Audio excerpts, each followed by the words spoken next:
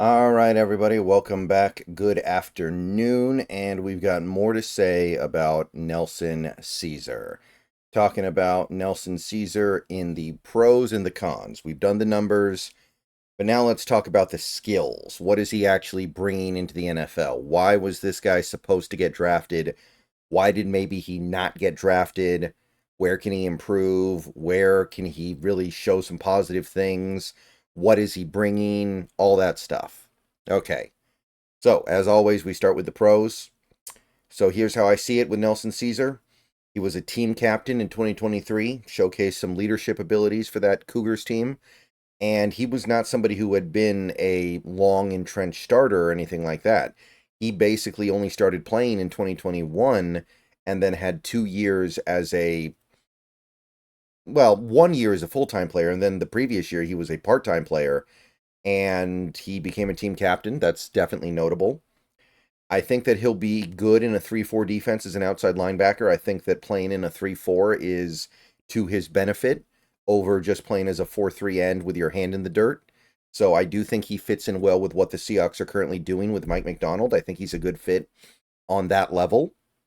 He's got a quick first step and can pressure the outside edge of the tackle. He does have a decent amount of get off at the snap. He is able to threaten the arc. He is able to threaten the edge, and he forces tackles to have to move laterally very quickly in order to get in front of him. It's not an elite first step or anything like that, but it looks pretty good when you're watching Houston tape. And he's even got a little bit of bend when he's trying to finish around the arc. It's not, I don't know if it's going to really work that well in the NFL. It's one of those things where you're playing at Houston, you're not even going against the best teams most of the time at the college level, and it looks pretty good. I don't know if his bend is going to translate that well when he gets to the NFL, but there is a little bit of it. And when you combine those two traits, first step quickness and bend, you've got something. Now, I don't think you have a huge thing here, but it's something for sure. He has been developing genuine pass rush moves over the last few years. He's developed some counters. He's developed an up and under. He's developed a swim. He's got these things in his toolbox. Now, that comes with a significant caveat, but we'll get to that a little bit later. I do want to say there is a reason why he has gone from a 3-sack, 4-sack a year guy to the most recent year he had almost 10 sacks. Like, that doesn't happen because you're just stagnant. That doesn't happen because you're not doing anything. So there is definitely some ability on his part to rush the passer. He can stack and shed better than a typical UDFA edge rusher. He has long arms and he has the ability to use them to get off of blockers and then go make a play on the ball. So a lot of these guys, especially the guys later in the draft and guys who don't get drafted, when a guy gets up on them, they're just done. Not this guy. This guy can stack and shed. So definite credit to him there. He's a genuinely good power rusher, and I think that's going to be the main thing that allows him to maybe have some NFL success. He's got some power. His upper body is strong, and he can bull rush well. So his ability to win with his strength is going to give him some ability to maybe play on Sundays. That is the difference between him and a guy I would just assume would be on the practice squad forever. That is definitely the main positive trait when it comes to Nelson Caesar. Good power rusher, and he's got strength. He also seems like, in some areas at least, a cerebral player. He understands how to win the leverage battle, and he attacks with a plan. So when he gets in there against the run, he understands how to get low and get underneath the pads of his man. Now, he is naturally shorter, so it's a little easier for him, but he gets it, and it helps. And he's going to need that advantage as well, because there are some other areas of his run defense in particular that need to get better. But I think he gets leverage.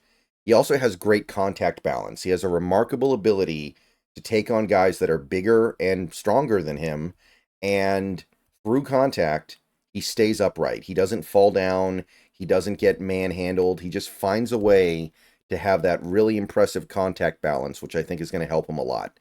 And that's another thing that should translate fairly well to the NFL because he's already doing it against guys that are much bigger than him. He's determined to win. He's got the ability to win on second effort and third effort. He's going to keep going and going and going until the play is over. Like, that's one thing you can say about him. He gives 110% at pretty much all times. And his ability to do that is going to help when you're making close calls between keeping this guy on the roster and not keeping him on the roster. He converts speed to power well, uses his arms to knock back linemen. I think speed to power is probably the main thing that he is going to bring at the NFL level. His ability to act like he's trying to get the edge, building up speed, and then using his momentum to create knockback. That's something that should hold up at the NFL level, I think. There is some experience taking on zone cover drops, and I think he'll be all right at it. He didn't do it a ton at Houston, but I think he did it a decent amount. So I think that if you need him to handle zone drops in the NFL, which you will as a 3-4 outside backer, at least a little bit, he can do it. So I think he'll be relatively well-rounded. He doesn't have the same level of experience with it as some other players, but there's a little bit of it there, and I think that he might be better at it than even Houston was giving him credit for with how much they used him.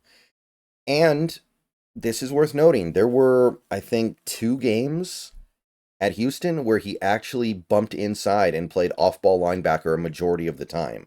There was one game last year, and I think there was another game the year before, where he played most of the game inside. Now, I don't think that's necessarily going to be something he can do in the NFL, but it's an interesting little scrap of versatility he's got.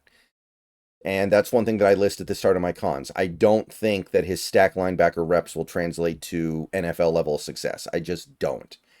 But it's kind of cool that he did it, and it's kind of interesting that he might be able to do it. Something to think about. Some of his pass rush moves are disjointed, not likely to work in the NFL. Like, he's got moves. I said that earlier. They're disjointed. They're stunted. They're slow. They're not great for NFL stuff. So when I look at him, I see some things that will probably work. Like, I think his power is legitimate. His speed to power is legitimate. His strength is real. But the pass rush moves are just whatever. I don't know if they work at the NFL level. Doesn't diagnose run plays properly and ends up in a bad position at times. He doesn't set the edge that well. And he physically can. He's got the strength for it. It's just a matter of knowing what is coming based on pre-snap and post-snap processing. He doesn't have it yet.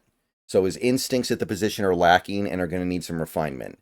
And the good news is he's only been a full-time collegiate player for 2 years, and he had the 1 year as a part-time player. So it's not like this guy's played a ton of football and still doesn't get it. But as of right now, I think that he doesn't totally grasp what he's supposed to when he's trying to diagnose a run play. His bend will probably not show up nearly as well against better competition. He is a little bit tight-hipped as well. So I'm not convinced that his speed rushing abilities are going to work at the NFL level. I think there are some things he has that will, but the bend is probably limited. And like I said earlier, weak at setting the edge, although his strength means it can probably be fixed. And that's all I got right now for Nelson Caesar. Those are all the strengths and weaknesses I have. So a little bit later, we'll talk about a little bit of tape. But that's what I think we're getting right now with Nelson Caesar. See you guys later.